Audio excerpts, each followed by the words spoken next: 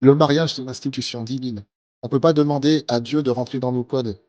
C'est nous qui devons rentrer dans les siens. Pourquoi? Parce que dans les siens, il peut pleinement s'exprimer. Le Dieu qui a tout créé, le Dieu à qui appartient le ciel, la terre, toute la richesse, peut encore la déverser, et la déverse encore de nos jours.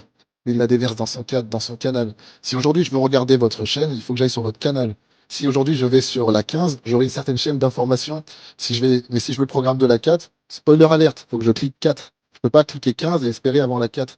Aujourd'hui, les gens veulent la réalité du divin. On dit si Dieu existait, pourquoi ceci, pourquoi cela? Mon ami, tu n'es pas branché au canal de Dieu. Ça, clique sur la bonne case, rentre dans la bonne case et laisse Dieu t'exprimer sans complot.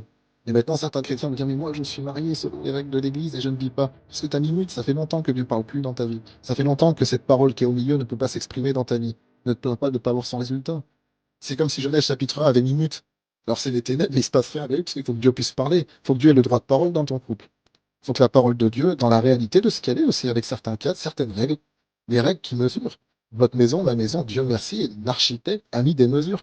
Si le début du mur, il fait 1,20 m, si au début il fait 1,20 m et qu'à la fin il fait 2,10 m, mais attention, et puis après le plafond va me tomber dessus, mais qu'est-ce que je vais faire? Mais mince, la maison, elle ne tenait pas debout. Elle n'était construite sur aucune règle.